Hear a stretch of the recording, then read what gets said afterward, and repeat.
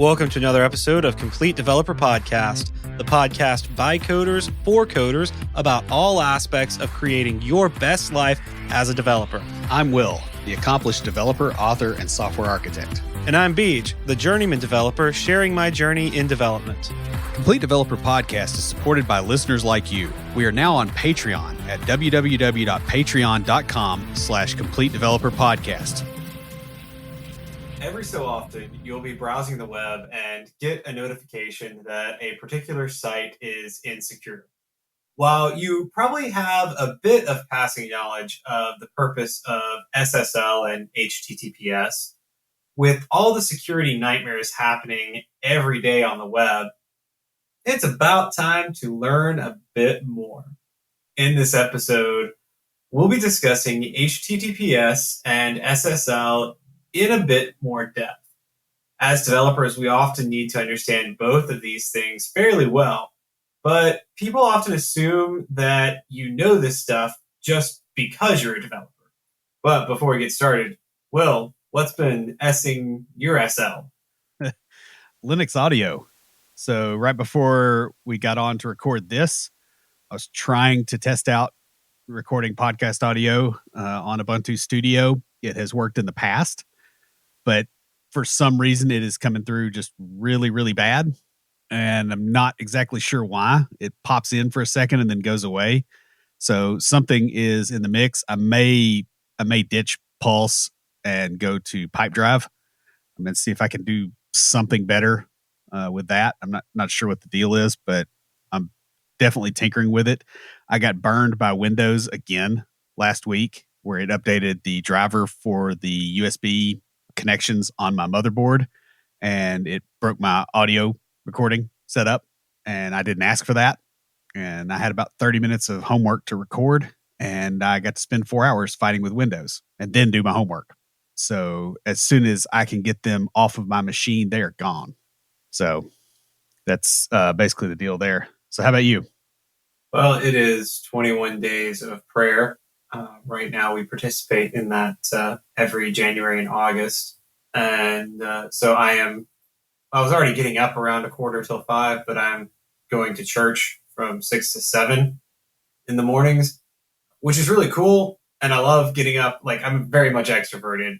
You want to get me up early in the morning, say, hey, you're going to get to go hang out with your friends, like, first thing in the morning. That'll wake me up. But I didn't realize it, and I've started working on an episode for this, so we'll probably record next week on morning routines. Well, I realized it, but it didn't occur to me until it got disrupted. But last August, normally what happens is I will get up for 21 days, and then I'll use that sort of to reset me, and I'll slowly over time, sort of like attrition, get up later and later and later. Well, I developed a good morning routine since the last one, and so I've continued to get up at the same early hour and do stuff in the morning. You know, it gives me like almost 2.5 hours to get things done. But yeah, so it's thrown me off this week not having my morning routine. Today I was actually rather grumpy about mid-morning, and I'm like, man, what is going on? Why am I in such a foul mood? Like, I don't understand. Like, things are good.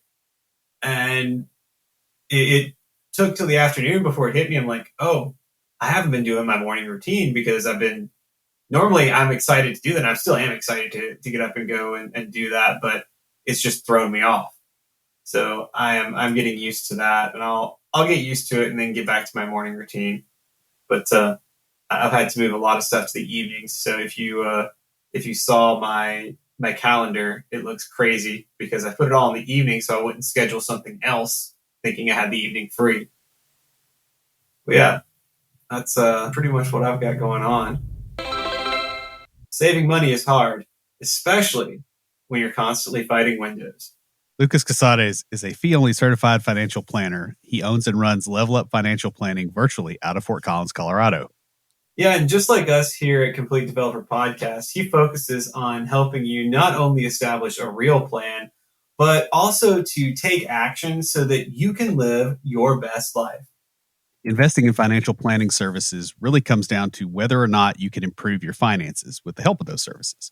And with the help of Level Up, the compounding impact of making better financial decisions will easily pay for itself.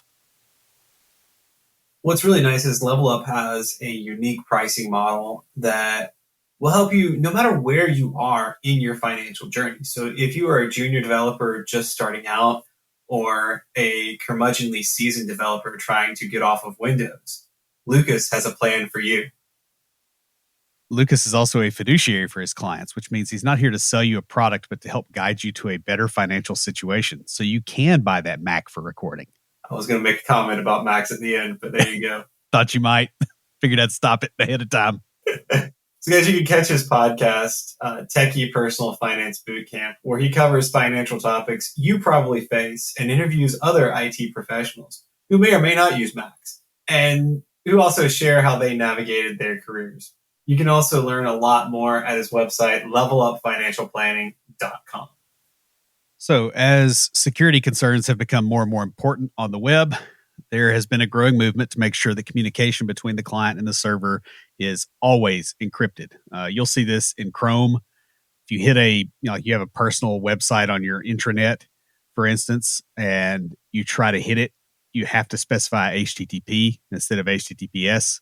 Otherwise, it defaults to trying to go through HTTPS and you can't get there if you don't have a certificate on there. And there are a lot of reasons for this.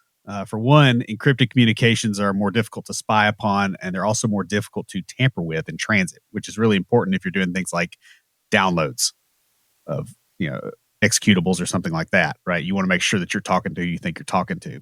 It also means that people feel safer dealing with sensitive data online, including things like financial transactions, medical information, and private conversations. To varying degrees, secure protocols also help assure the client that they are sending data to the correct recipient as well. After all, there's no such thing as secure communication without verifying the recipient. Encryption on a transport channel is also important, but it is a critical part of the larger security picture, which is kind of the bigger deal. If you can't trust the data coming in, a lot of other operations on that same data are a bad idea at best.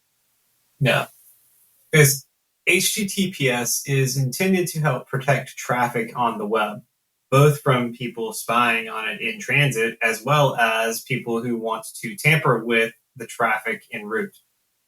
While this may not sound like a particularly scary problem, it's actually quite insidious. If a third party can tamper with data in transit, they can insert false information or even compromise the client with things like malware. SSL and HTTPS are commonly used on the web to help protect traffic from these sorts of threats.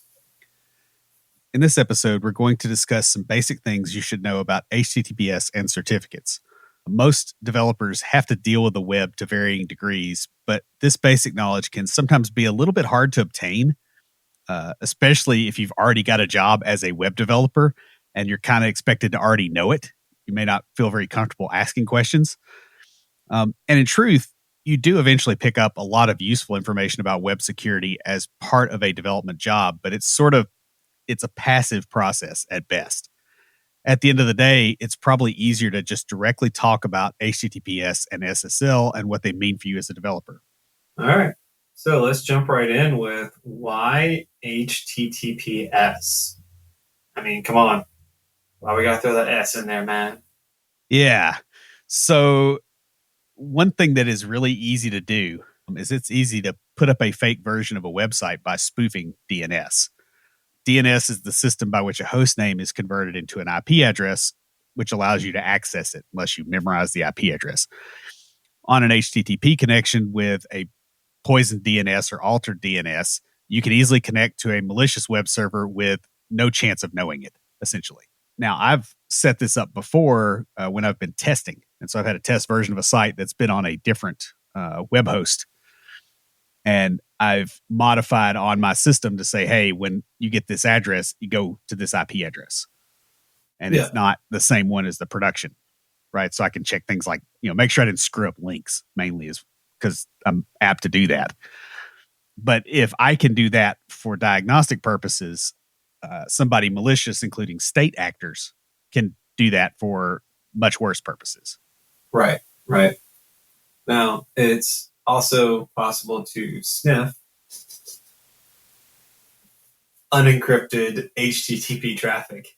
This makes it extremely dangerous to do things like enter passwords, credit card numbers, or other sensitive data in a website in any situation where the connection in between you and the server could be compromised.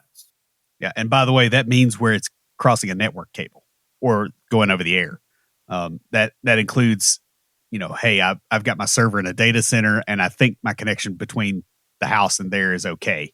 If you can't physically see the entire cable, you cannot make that assumption.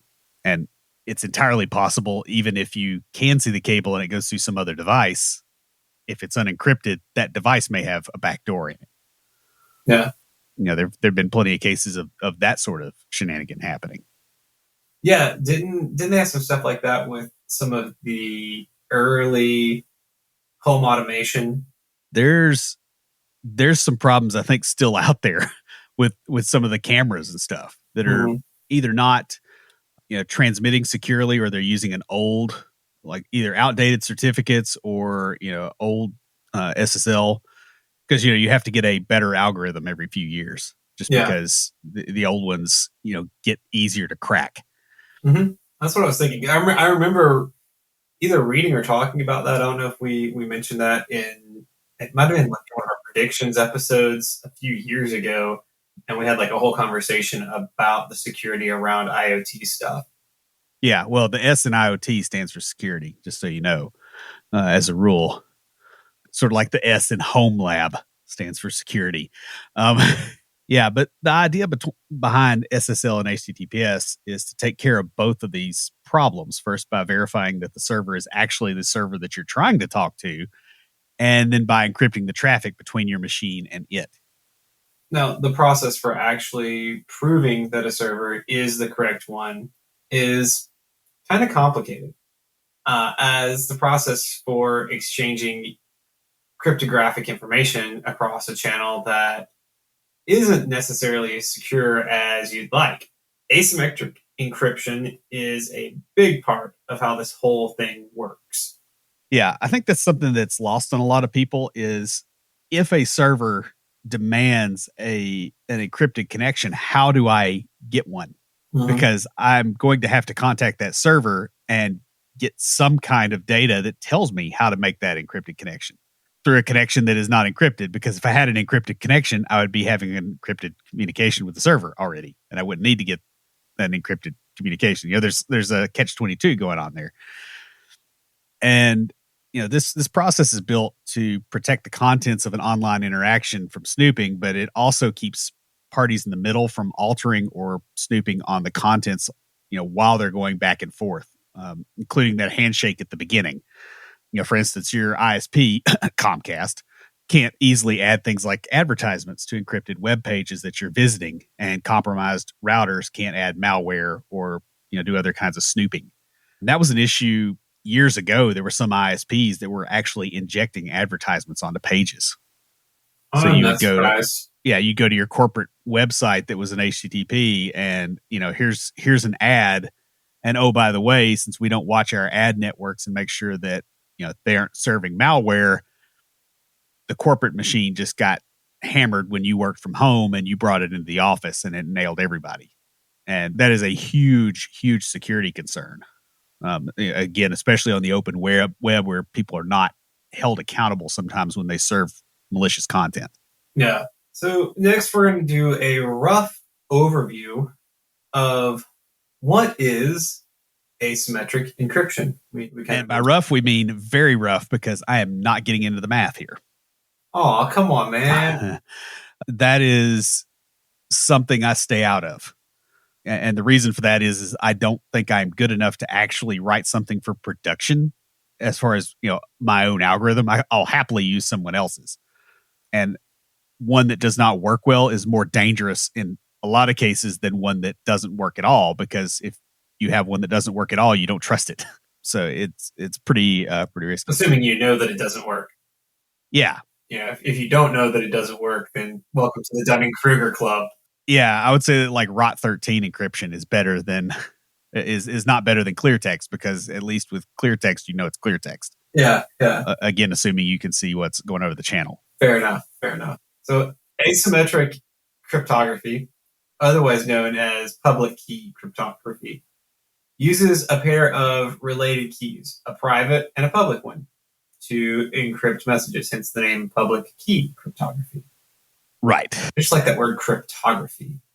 Kind of reminds me of Death and Crypt. I was going to say, I was thinking like a creepy TV show or something. Yeah. So a public key is a key that can be used by anyone to encrypt a message for the owner of a key pair. The owner then uses the private key to decrypt the message. So nobody else you can't decrypt somebody else's message with a public key, essentially. Right. Yeah, so the public key is used for encryption. The private key is used for decryption. Yeah, but the sender can also encrypt the message, or a sender can encrypt a message using their own private key, meaning that their public key can be used to decrypt it, thus validating the sender. Okay, that makes sense. So it's reversible. It's end-to-end. Yeah, so it's reversible. So either if you get one that's encrypted by the private key, then you can decrypt it with the public key. So anybody can decrypt that. Right, and you can prove who it came from. Yeah. But if you get one encrypted by the public key, then you have to have the private key to get in. Yeah. And that's why I don't get into the math, because try to process that through your head about how that would work, knowing about what you know about algorithms, and that's not something that is easily explainable in audio. I mean, if I had a whiteboard. Yeah. That's why I didn't want to get into it, because it's just there's a lot going on there. Yeah. I agree with you. I don't know that it would be easily explainable. Yeah, I mean, there's really just a lot of math, and it's out of scope for the purposes of the episode. The mathematical underpinnings are interesting. Don't get me wrong on that. It's just, as a web developer, you don't necessarily need to know that so much as you need to know how these things work and how to evaluate different algorithms to say, okay, this one's better than this one. And I am quite sure there are people who are much better at math than us who have YouTube videos explaining this. So you can go Google, Bing, whatever you use to find it. Or Yandex it. DuckDuckGo. Is that still a thing? Yeah, I've had their results started getting as bad as Google's here lately. So I actually switched. Were they supposed to be more secure? Yeah, and they I think they may have sold out. I'm not entirely sure. Well, I mean, I can't exactly blame them, because I mean, if you can make money, but also it's kind of annoying too. So fair enough. So the next one we have is that HTTPS requires an SSL certificate. So, Will, I'll ask you this question, as if we're in class or something. What is a certificate? Yeah, and so here comes the fun bit, right? We'll talk about SSL certificates first of all. Because an SSL certificate is a digital certificate that authenticates the identity of the website and helps provide information to establish an encrypted connection. So, when we're talking about the public key, that's because you can transmit the public key unencrypted. Mm-hmm. And somebody could say, okay, I've got this key. I'm going to encrypt something and send it back to you over that channel. The channel's not, encrypted, but the payload can be. Right. Yeah. And so that's kind of part of how that handshake begins. It's just a way to be able to get that stuff in the clear without it being compromised.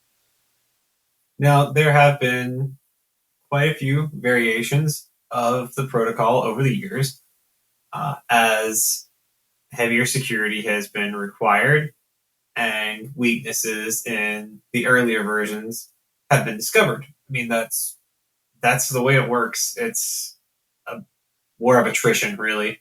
It's the Red Queen from Alice in Wonderland. You run as fast as you can to stay where you are. Right.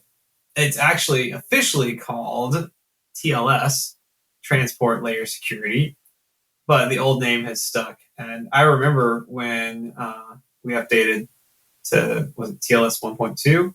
Yeah, and there was a bunch of like weird Windows stuff that we had to do on some machines that were older and weren't going to be updated. You had to do some shenanigans, especially for like, I want to say it was SQL Server connections. And I just remember like yeah, .NET.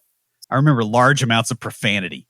Yeah, the newer .NETs were pretty easy to update, but we still had some stuff in like .NET 3. Yeah. And I think even maybe one or two things in VB.NET. And yeah, those I remember going through, like we stopped work on like everything for a month to just go through all the legacy applications and just take them out one at a time. And yeah, it was an adventure. It's a real good argument for a couple things. One is keeping your frameworks up to date intentionally instead of getting caught out by this and going, oh, we're 5 years out of date, because it's going to hit you at a time that's never convenient, because it wasn't convenient for you to fix it before. So only 5 years. That's yeah. That wouldn't have been that bad. The other thing is you probably want to use a library that is fairly stable for these kind of things. You don't want to roll your own or use something that is likely to have wild variations later on, where it breaks your code, where it makes it hard to update. Because you really probably don't want to be down in the weeds on this. You probably are doing something else. Yeah. Essentially what a certificate does, though, is it serves as a cryptographic proof that the server is who it says it is, and it contains information that is useful for building up an encrypted connection or encrypted interaction with that server. Yeah. Basically, it's that part of the handshake that's like, all right, hey, here's the information you need to create this encrypted interaction. So let's talk about the contents of a certificate. Obviously, the first thing is the URL or URLs of a website. We'll get into that a little bit more in a minute. There's a public key, which is obviously linked to a private key that is not shared. Private key gets shared, you can't trust a certificate anymore. Yeah, that makes sense. I mean, well, yeah. You really keep those under lock and key. Yeah, it's should never get out. Shouldn't, but you'd be surprised how many people drop something in Dropbox. Oh, yeah. No, I mean, I'm not saying that it doesn't happen, but it should not, for this to work, should not ever get out. It's right. Private for a reason. Yeah. It also includes the authority who issued the certificate. So typically, because of the way that, I don't want to get too far into the details, but essentially you have to say, okay, who says this is who it says it is, right? Because if it's not, if it's just, hey, you generated a public, or you generated a key pair and said, hey, this is Microsoft's key pair. Well, obviously it's not. And so the authority is basically to say, this is, on the authority of something up the chain. So how do they prove that hasn't been faked? So, for instance, you'll have trusted certificate authorities in your browser. Back in the day, what was it? Was it Network Solutions? I think was the company that just used to gouge you on server certificates. I want to say it was like $400 a year or something, which is fine for e-commerce in that time period because it wasn't democratized.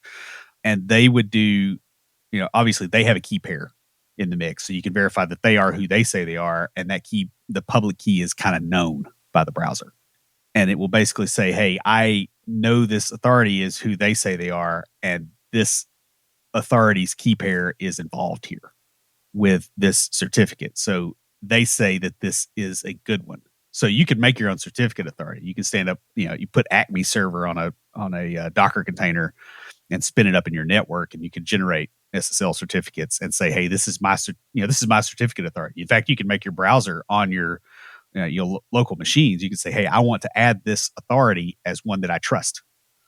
And you can do that for your own internal network so that you don't ever have to get a certificate from outside. Yeah.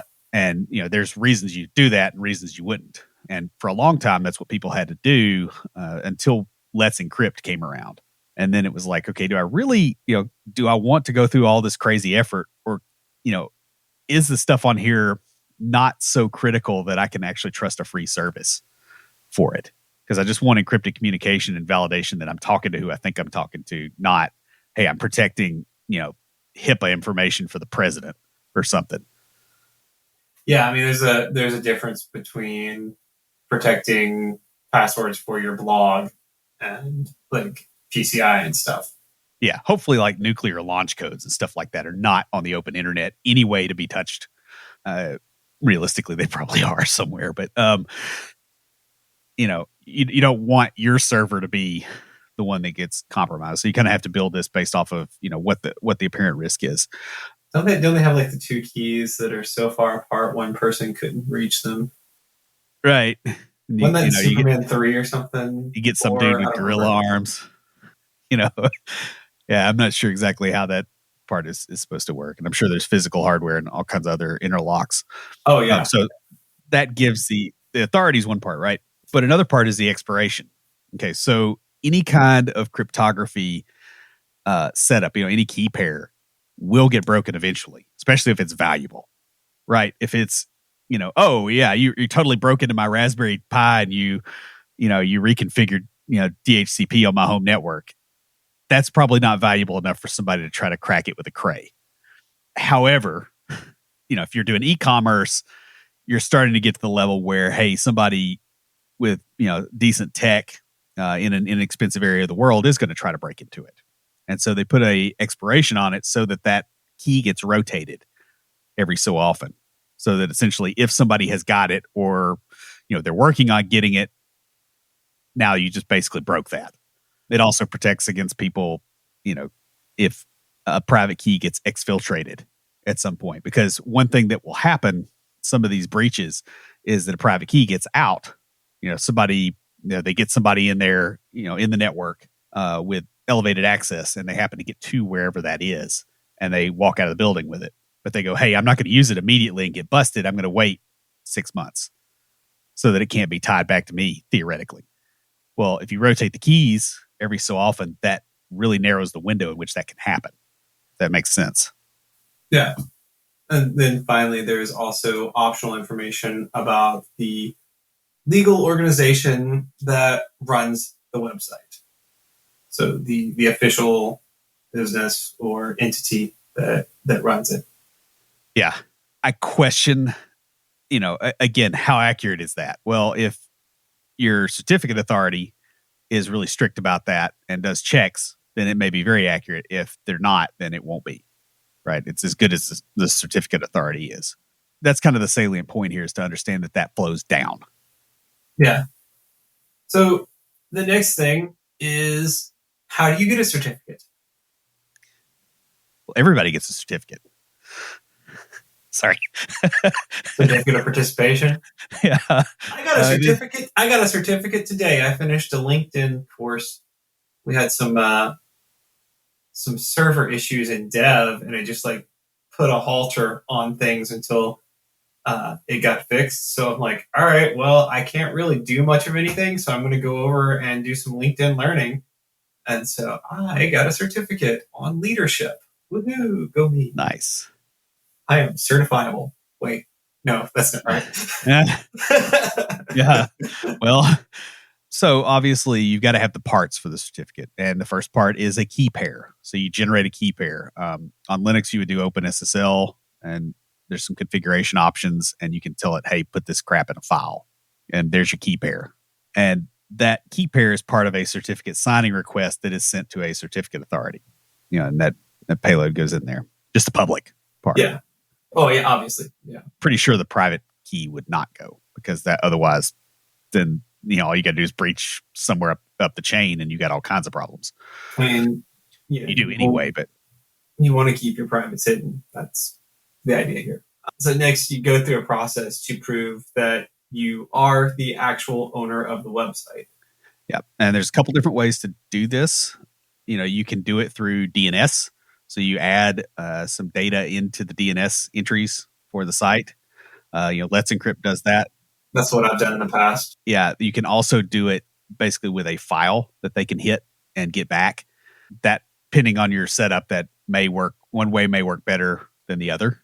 So if you've got a private network and you aren't allowing the public internet to come in, obviously they can't validate with a file. So they got to validate with DNS. Yeah. But the DNS is more annoying. Oh, well, yeah. In some respects, I'm looking at, like I wrote this outline because I was actually, I'm looking at doing some of this. Yeah. So The authority, yeah, once you do that, then issues an SSL certificate. And the certificate is then installed on the server and provided to every request. correct. And then you have to renew the certificate after a period of time. And that will be in the certificate itself to say, hey, when does this expire? So that a client knows not to trust you. Or a client can say, hey, they expired yesterday. I know that's Bob's server. Bob's out of town right now. I want to be, a little sketchy and try to trust it anyway. You can in some browsers get around that. Or with some, protocols not actually validate if you really, for some reason, felt a need to. Now, you also have to include information about associated subdomains or all subdomains in the case of a wildcard cert. So if I had, and I will eventually have williamgant.com. I've got the domain, but I eventually will have a wildcard cert on that for all the crap that's inside my network here, so that I don't have to get a new cert every time I stand up something else. Just internal for the house. That makes sense. And I'm trying to remember. I think that with some of my stuff, the DNS handled this. Yeah, they do. So like if you've got Let's Encrypt certificates and you've got web hosting, a lot of them will actually auto renew. And there's, CertBot essentially is one of the tools you can use that says, hey, this certificate's close to expiring. Let me ask for a new one. And it does the whole Let's Encrypt, song and dance and gets you another one and puts it on your server. Cool. Yeah. So now let's talk about how does this whole TLS handshake work? Yeah. Okay. So we probably need to start with terms. Yeah. So the browser, and we're going to call this the client just for clarity, because it may not be a browser actually.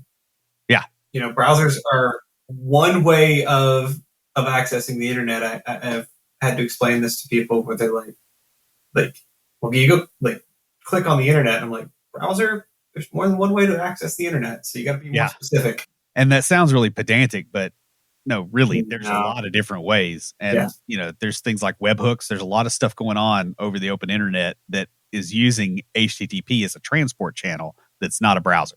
Yeah. And if my middle name weren't already weird, I would change it to pedantic, but Yeah. Sorry, I couldn't help it. So anyway, the client attempts to connect to a website and requests that the server identify itself. That is step one.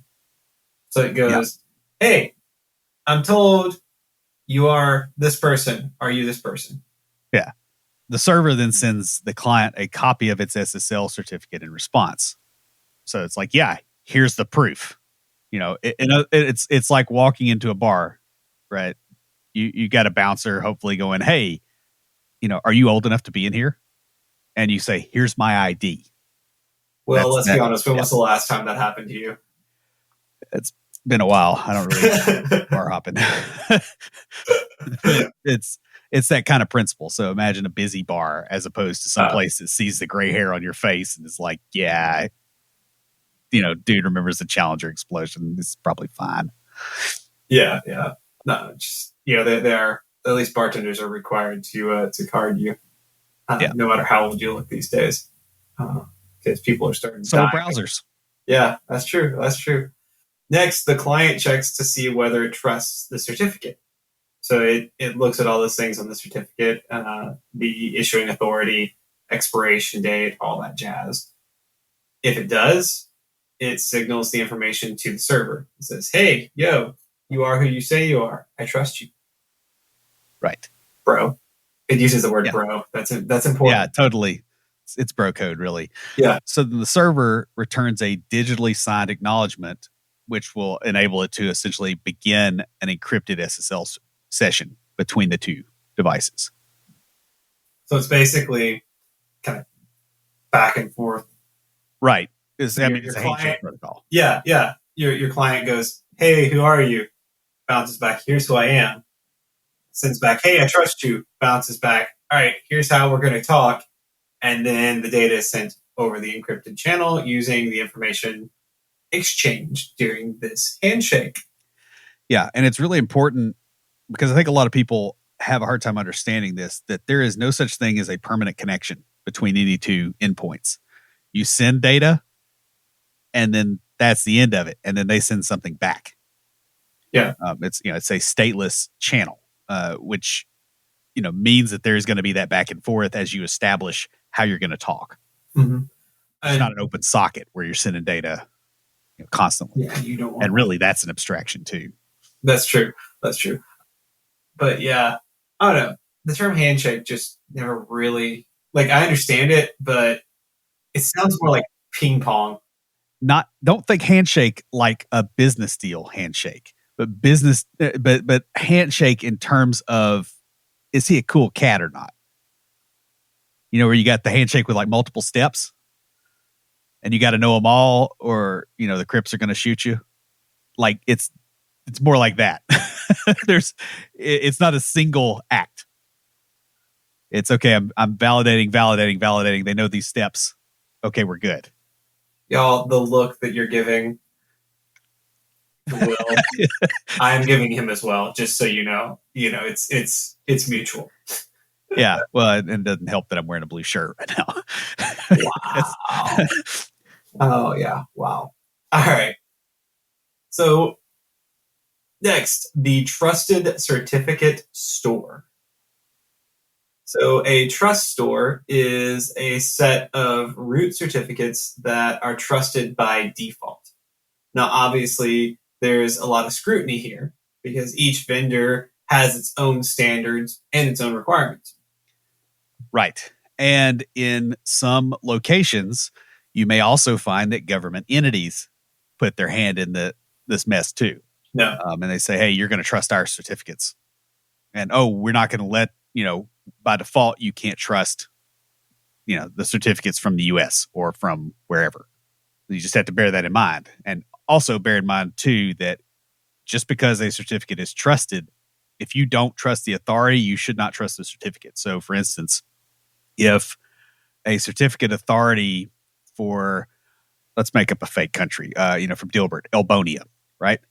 The Elbonian authorities issue, they say, we are a certificate authority and we're issuing this certificate from Microsoft.com. And you're in Elbonia at a cafe and you're trying to get to Microsoft.com. If the certificate authority is from the Elbonian authorities and you do not trust them, you can't trust that certificate going to Microsoft. Yeah. Because it can be redirected to a different server and you may not know. Yeah. If that makes sense. That makes perfect sense. Yeah. And I hate to break out the Dilbert reference because I feel like that comic strip was just a little too close to reality for my comfort for most of the early 2000s. But basically the idea of a trust store is to improve security and raise transparency by making sure that the trusted authorities don't issue fraudulent certificates and that they regularly conduct audits for security. I'm sorry, man. I just about said I was in a psychiatric hospital most of the early 2000s, referencing working there. And but the way I was going to say it, and yeah. Yeah. Well, there you go. Yeah. So it didn't quite apply. What was that one, Far From Home or something? The weird one that applied. Far Side. Far Side. That's it. Yeah. That applied more to my work life back then. But yeah, I follow what you're saying. Sorry. So also you can add or remove root certificates from the trusted store on your own devices as well, which can be very useful when you want to trust certificates from inside your own network without having to pay for certificates from trusted providers as well. Right. So again, you set up your own certificate authority inside your network and it issues certs and you just say, hey, every device that comes in here, part of the onboarding of that device or provisioning is setting this authority to be trusted. Any certs I issue after that are therefore trusted. Then you better protect that server. Yeah. Just saying, that's a real quick way to exfiltrate all kinds of your data if you do not. I was thinking that same thing, but yeah, be real careful doing that. And if you don't think you can do it, don't do it. Yeah. At least not with anything really sensitive. I mean, if you want to do it on your home lab, whatever. As long as you don't have anything really sensitive on there, like, I don't know, you're storing bank account numbers for yourself or something. Yeah, you probably shouldn't do that. Yeah. Well, I mean, like, a lot of people are using like Bitwarden or something, right? Internally, you don't want your Bitwarden server to have a certificate issued by your trusted certificate authority on a NAS that's compromised. Yeah. Right. That makes sense. And there's some other things in Bitwarden too, with like two-factor auth and those kind of things. But you could still create some headaches for yourself pretty quick. So finally, we're going to talk about certificate revocation. So if a certificate is breached in some way, or there is a possibility of a breach, there needs to be a quick way to limit the damage. And certificate revocation is how that occurs. Yeah, so when a certificate is revoked, it immediately removes HTTPS from the website, at least until a new certificate can be issued. And this goes, with the certificate authority, right? There's going to be part of the handshake is checking that against the authority, and they'll say, "Hey, yo, dog, this is not a good certificate. We've been told to revoke this." And this process cannot be reversed. That's something that's very important, and there's a really good reason for this too, because if it could be reversed, then potentially trying to get in on the certificate authority, you could basically say, okay, all the certificates that were revoked are not now, and everybody will trust them. Whereas, hey, if it ever got revoked, it's gone. Mm-hmm. That at least limits the damage from that angle. No, of course, thinking on a certificate authority that's a major one, you've got other problems. A common cause of this is when the private key for the certificate has been revoked. And that happens, obviously, when that key is compromised. Somebody, walks out of the building with it, or you think they might have, even. If you start seeing those kind of paper trails or anything like that, you really have to get on it quick, because it takes a while sometimes for every client that's potentially connecting to check the SSL cert again. And so you want to get ahead of this. This also happens, by the way, when the owner of the site changes. Obviously, you don't want the previous owner to be able to snoop on your traffic or suddenly revoke the certificate that you're relying on for your business. Yeah, could be frustrating. Yeah. Yeah. To say the least. Yeah. Which is also why it's really important to make sure you get a good certificate authority if it's critical stuff. Again, the government of Elbonia wants to lean on the certificate authority. They could compromise your server. So guys, while HTTPS and SSL are not that complicated on a surface level, the implications of them are often not really discussed in detail. It's really a shame, as they provide a lot of value, and they're there for really good reasons that can honestly teach you a lot about how to secure systems in general. Now, while there is a tremendous amount of depth to these topics, they really aren't, super duper complex where you can't understand them, where even a layperson can't understand them. And at that level is honestly where most of us are going to encounter them, right? You're probably not doing low-level manipulation of HTTPS in your day job, with the possible exception of, dealing with certs, unless you're making a web browser or something like that. And understanding these basics will help you make sense of a lot of things that you encounter while you're building web-based applications. That pretty much wraps it up. If you have a question or comment, please email us at neckbeards@completedeveloperpodcast.com. Our theme music is an excerpt from Stand By for Titanfall by Pure Bells, available on SoundCloud and licensed through Creative Commons. For references, show notes, and extra tips and insights, be sure to check out the website at completedeveloperpodcast.com. Help us make the show possible by supporting us on Patreon at patreon.com/completedeveloperpodcast. You'll get extras, including a weekly aftercast where we discuss the topic of the week and bonus material with some of our patrons. You can also follow us on Twitter at CompleteDevPod, like our page on Facebook, and follow us on Instagram to keep up with news about the show. Join the conversation anytime via Slack by signing up at slack.completedevelopernetwork.com. Thanks for listening. See you next time.